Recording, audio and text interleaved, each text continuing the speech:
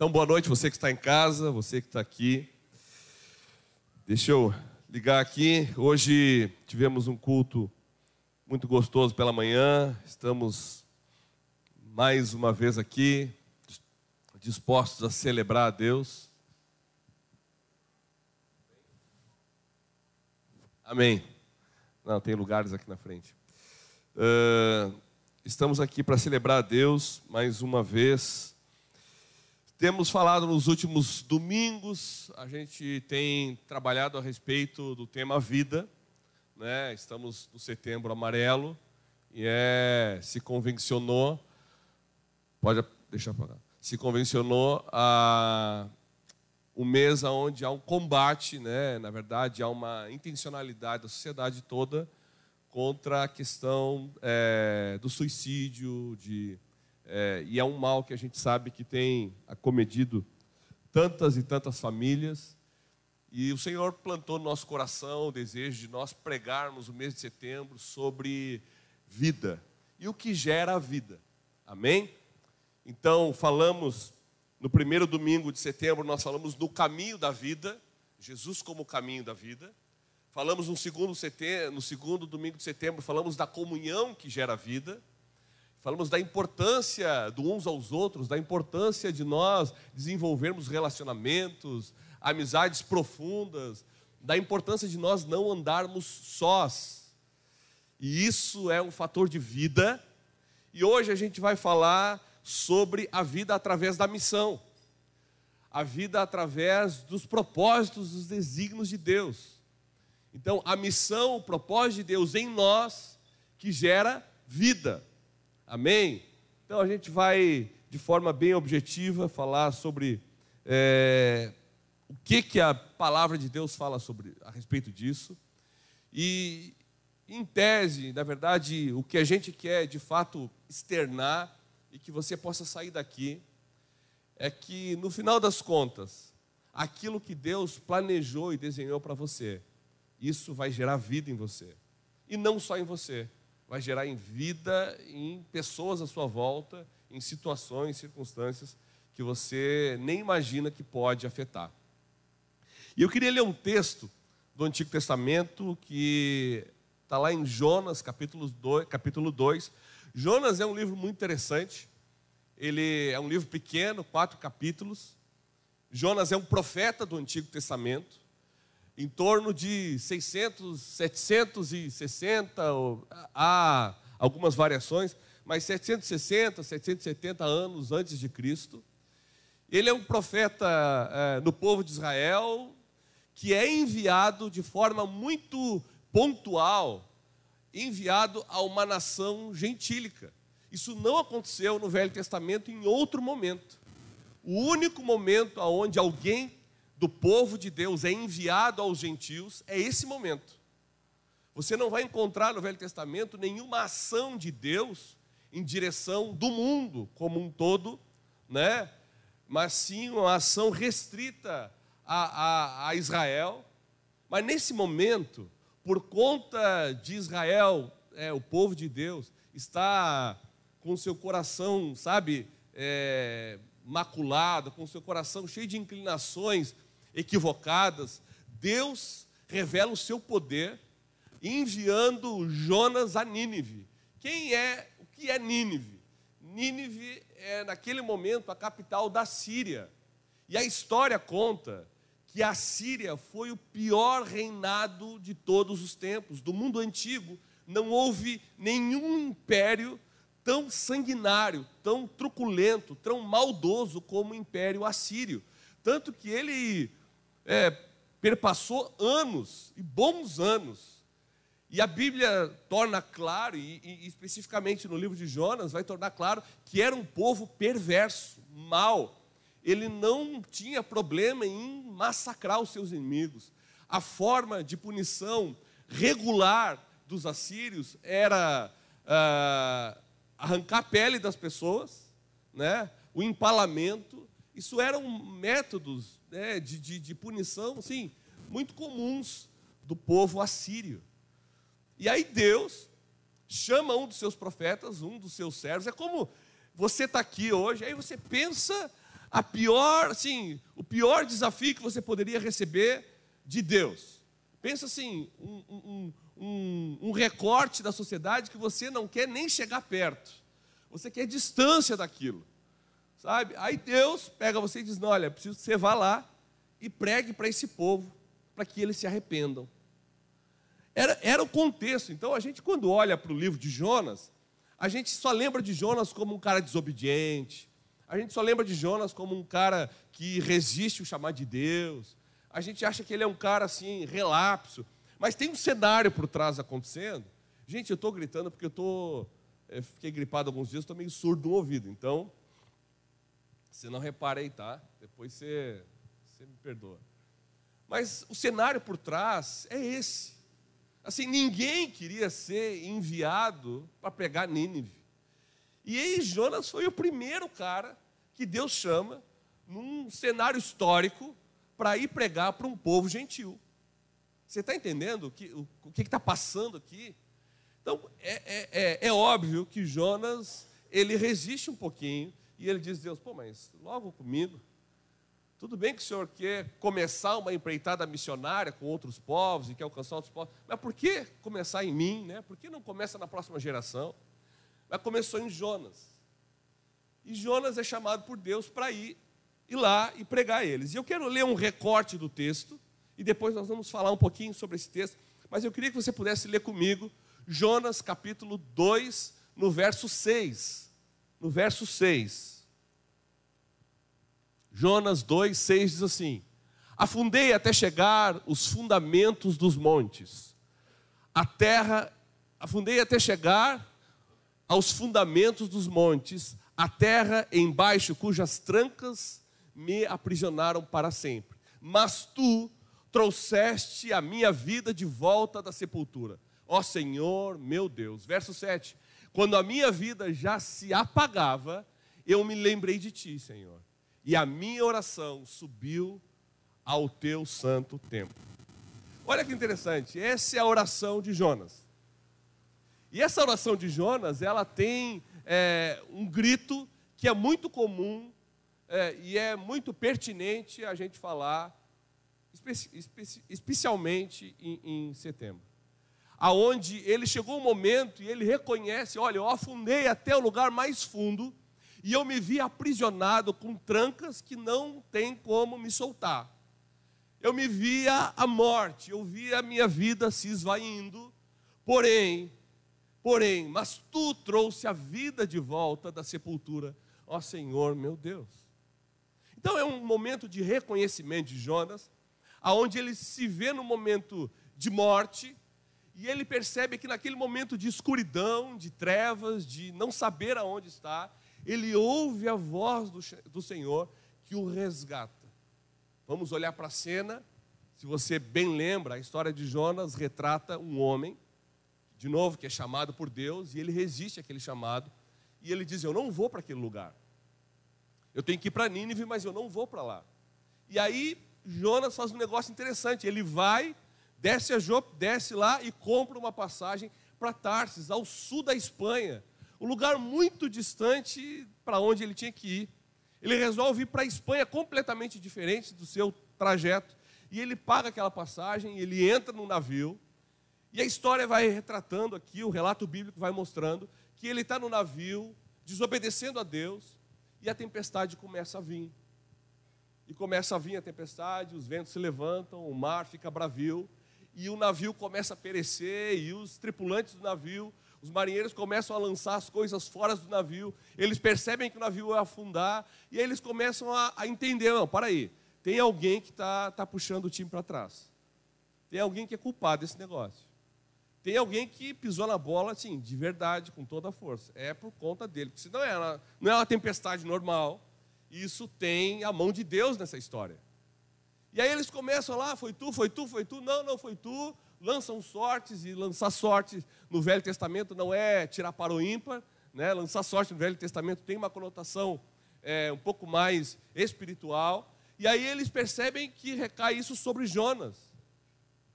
E no meio daquele redevu, no meio daquela bagunça, Jonas está dormindo, muito tranquilo, como quem já morreu, literalmente. E aí quando chegam em Jonas, diz, cara, vem cá, é contigo essa bronca toda aí, não é com a gente. Jonas diz, é verdade, porque eu desobedeci a Deus. É comigo essa história. E a solução para você é a seguinte, a solução para vocês é me matar, não tem outra solução.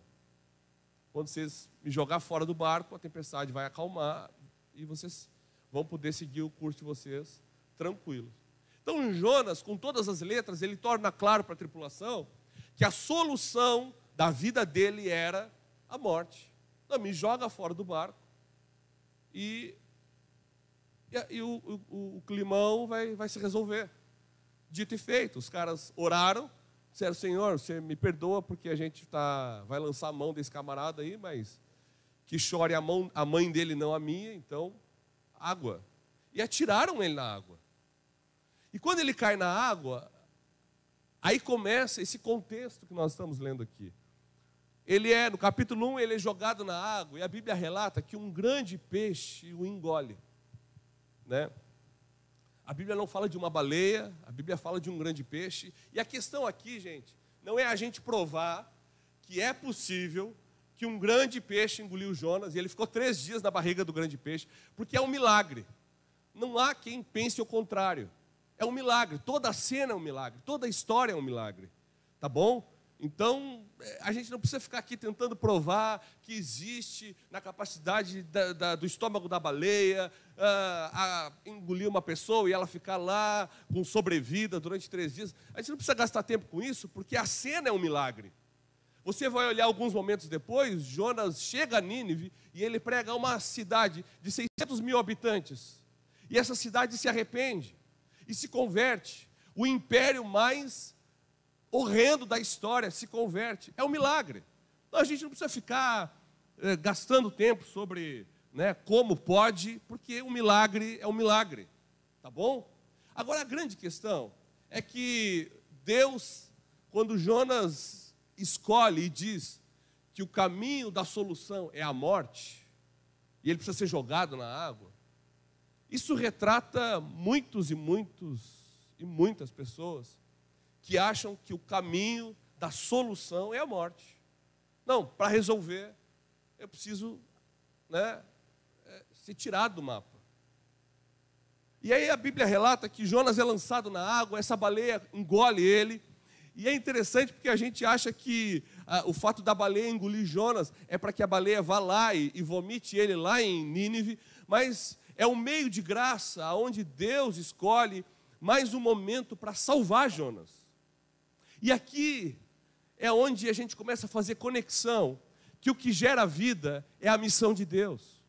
O que gera vida é estarmos alinhados com o propósito de Deus para a nossa existência.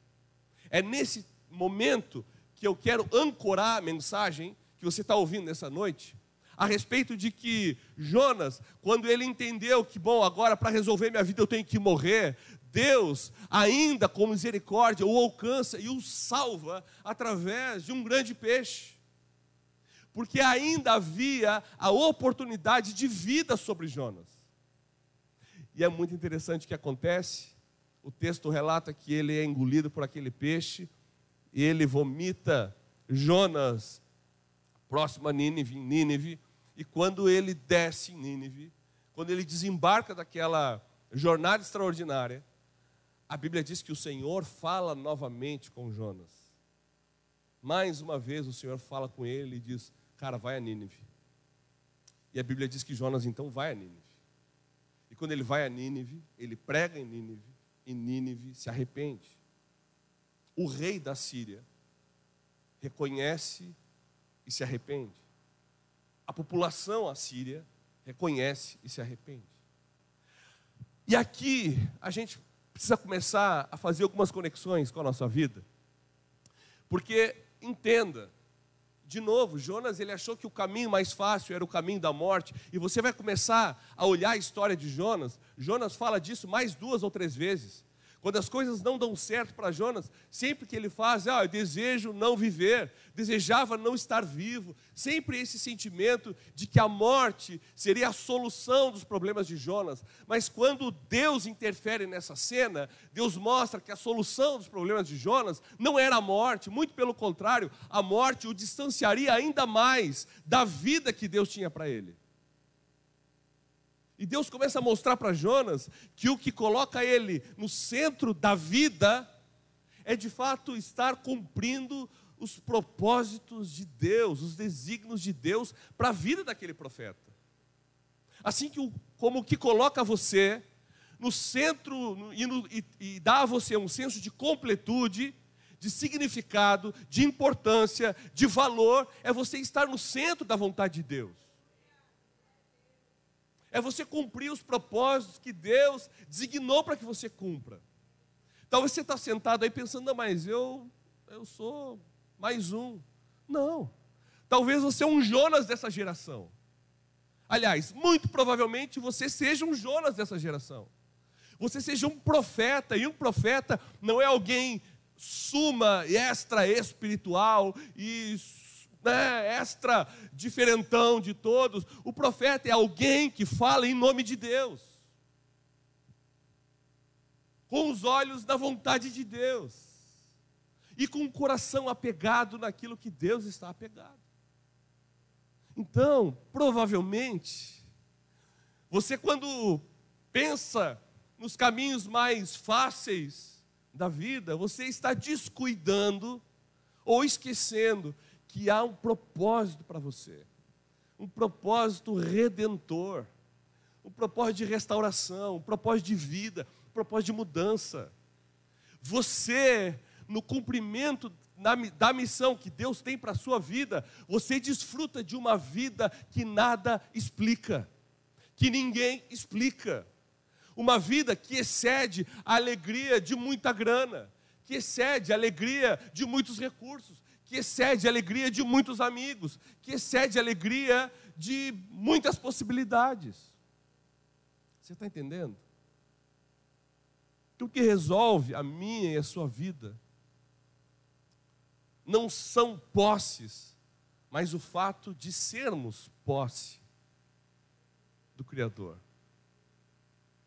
Sabe, você pode gastar todos os seus recursos trabalhando o teu intelecto, trabalhando a tua imagem, trabalhando o teu físico, trabalhando o teu emocional. Se você estiver fora do centro da vontade de Deus, você não vai funcionar bem. Não vai. Não vai andar no tempo, no ritmo. E a grande questão aqui, que é retratada a história de Jonas, é justamente esse ponto. Ele precisou entender que o que ia gerar vida nele era ele cumprir a missão que Deus tinha dado a ele. O que vai gerar vida e satisfação em você é você cumprir a missão que Deus deu à sua mão. Pastor, qual é a missão que Deus deu à minha mão? Quanto tempo você já gastou pensando sobre isso? Quanto tempo? Isso não é uma resposta pronta. Não é uma resposta que você acessa o Google, qual é a minha missão, e aí o Google vai te dar ali a tua missão. Não. Mas há algo que é imprescindível que você faça, porque só você pode fazer. Tem lugares que você vai chegar que eu nunca vou conseguir colocar meus pés lá. Tem lugares que você acessa que missionário nenhum, que pastor nenhum, que internet alguma tem capacidade de chegar. Há corações que você tem acesso que ninguém mais tem. E Deus quer usar você para gerar vida a esses corações.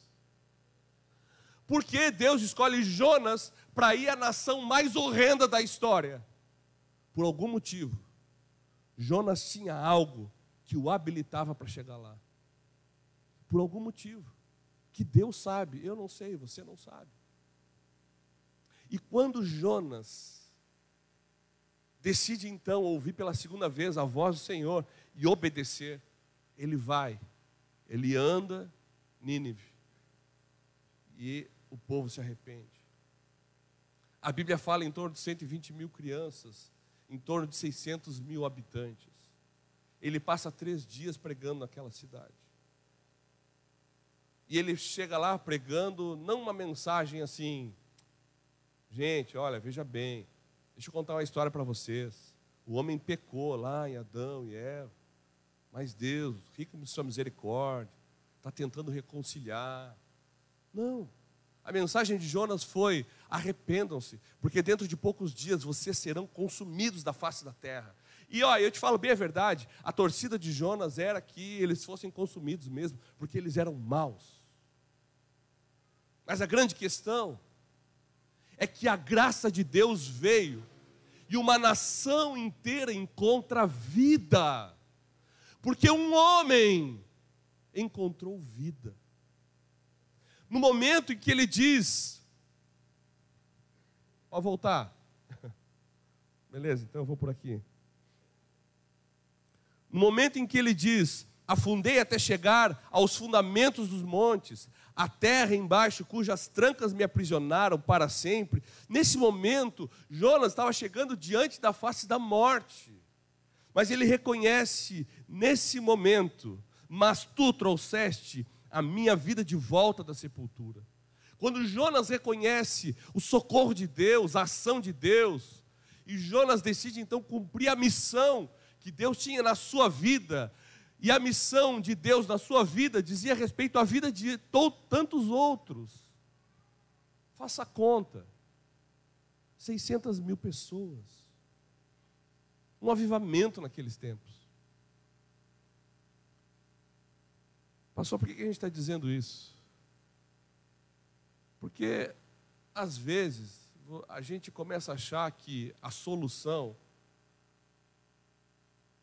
é a nossa ausência, é a morte.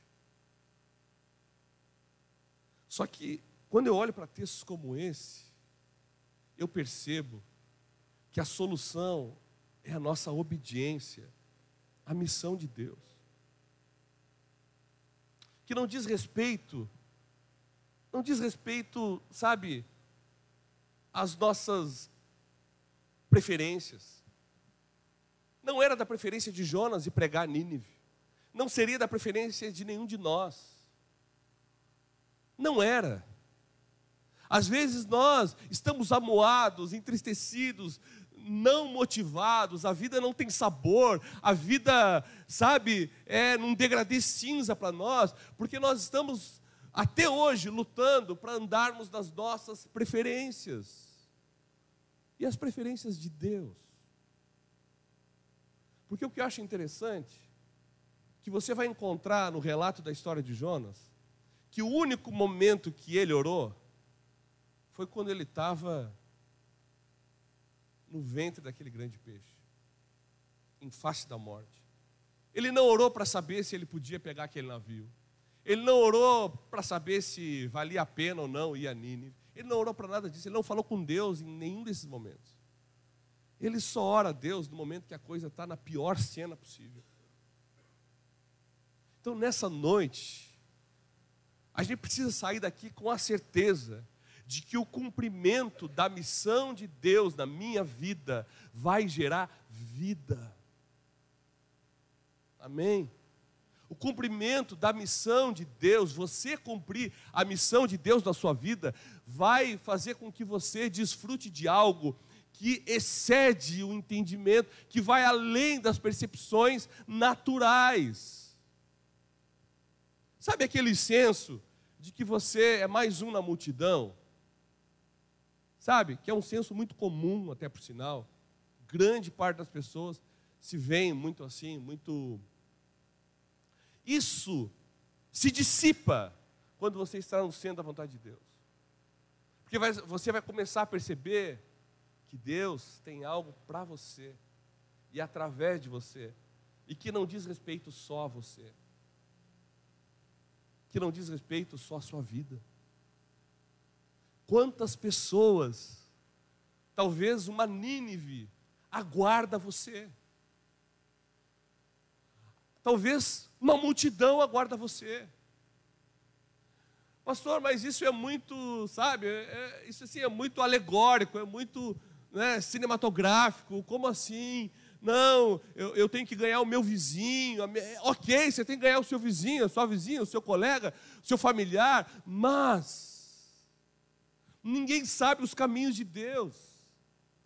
Quando que Jonas ia imaginar que Nínive iria se arrepender? Ele viaja para aquele lugar achando que aqueles caras não iam se arrepender e eles iam ser consumidos.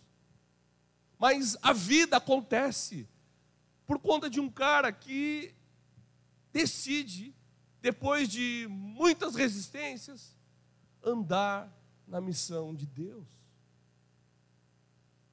Andar naquilo que Deus o chamou para fazer. Qual é a sua missão? Ah, pastor, eu não tenho essa resposta. Tá, e quanto tempo você gastou pensando nisso já? Qual é a sua missão? O que será que Deus quer fazer através de você? Você já parou para perguntar isso para Deus? Deus, o que o Senhor quer fazer através de mim, nessa geração? Quem o Senhor quer alcançar? Porque eu sei que o fato de eu poder andar em direção de alguém para gerar vida, isso vai gerar vida em mim. Então nessa noite, gente, não existe um segredo, sabe, que você vai aplicar os 3 passos desse segredo e você vai ser alguém que vai vencer todo tipo de ansiedade, todo tipo de medo, todo tipo de dúvida, todo tipo de insegurança. Não existe isso. Mas uma coisa eu sei, que quando nós estamos dispostos a andar em obediência a Deus, o impossível ele acontece, o extraordinário acontece, os milagres acontecem, as pessoas são afetadas, os ambientes são afetados. Talvez você olhe à sua volta e você vê uma série de situações que precisam ser mudadas, que precisam desfrutar de vida. Talvez você vê uma série de coisas à sua volta morrendo. Você vê, por exemplo, aridez nos seus relacionamentos, você vê aridez nas suas emoções, você vê só morte e tristeza no meio da sua família. Talvez você olhe para ambientes à sua volta e você perceba muita morte. Mas Deus está dizendo, olha, submeta-se ao meu chamado, à missão que eu tenho para você, e você vai começar a desfrutar de vida extraordinária. Isso é milagre. É milagre, é poderoso. Os ambientes que eu e você vamos frequentar, eles vão ser afetados. Mas isso está ligado à missão de Deus. A missão de Deus em salvar o perdido. A missão de Deus em ir para além de nós. Falávamos hoje pela manhã, uma geração que cresce desenfreadamente na adoração de si mesmo. Um povo que cresce num sentimento hedonista, aonde tudo que diz respeito a mim é mais importante, é mais valioso, é prioridade. Temos brincado e dito aqui algumas vezes, o pior problema é o meu. Quando vem Jesus e diz, olha, você quer ser o primeiro? Então tá, seja o último. Você quer ter? Pois bem, se você quer ter, reparta. Você quer desfrutar de amor? Você quer viver amor? E quem não quer ser amado, então, pois bem, ame. Você quer vida? Quem não quer vida? Então, promova a vida a outros. Eu e você não temos poder para dar vida a ninguém, senão através da pregação do Evangelho, que é poder de Deus para a salvação. Você não consegue tirar ninguém da sepultura, mas Deus pode. Porque se não me falha a memória, e se não falha a sua memória também, é da morte que eu e você fomos resgatados. Os brados da cruz nos arrancaram das garras da morte eterna. O poder de Jesus manifesto na cruz do Calvário trouxe vida a mim e a você. Agora cuidado, não desconsidere isso. Porque talvez você seja um Jonas aqui nessa noite, resistindo à missão de Deus. Mas talvez você seja um ninivita aqui nessa noite. E a Bíblia fala que quando aqueles homens, aquelas mulheres, aquelas crianças, aquele rei ouviu, olha, a destruição está à porta. Arrependa-se. A Bíblia diz que do maior ao menor, eles se arrependeram. Eles se arrependeram. Eles levaram em conta aquela palavra. Você está aqui nessa noite, Deus talvez está te dando mais uma oportunidade de vida.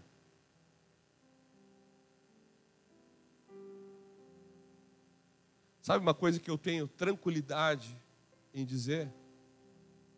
Você não vai encontrar vida em nenhum outro lugar que não no centro da vontade de Deus.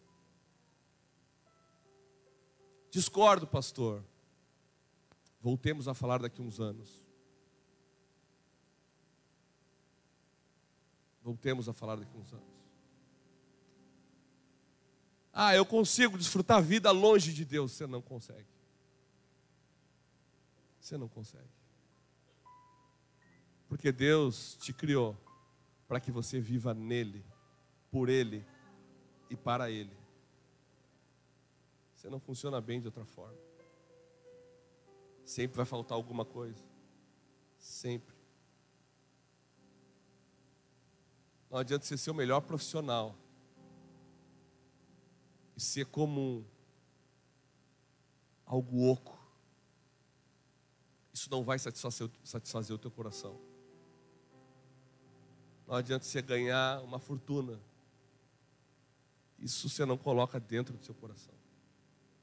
Isso não dá senso de propósito. Isso não dá senso de completude na sua vida. Eu não estou dizendo que nós não temos que procurar ser bom, procurar crescer, procurar avançar. Eu não estou dizendo nada disso. Eu não estou pregando a favor da passividade, muito pelo contrário. Seja dinâmico, seja proativo. Lute, não seja preguiçoso. Levante todos os dias, vá à luta, glorifique a Deus. Mas não ache que o resultado do seu muito trabalho vai salvar você. Não acha isso. Não se engane. Não se engane. Deus te trouxe aqui nessa noite para te lembrar disso. Que talvez você saiba já. O cumprimento da missão de Deus na sua vida gera vida. Em primeiro lugar em você. E depois nos outros.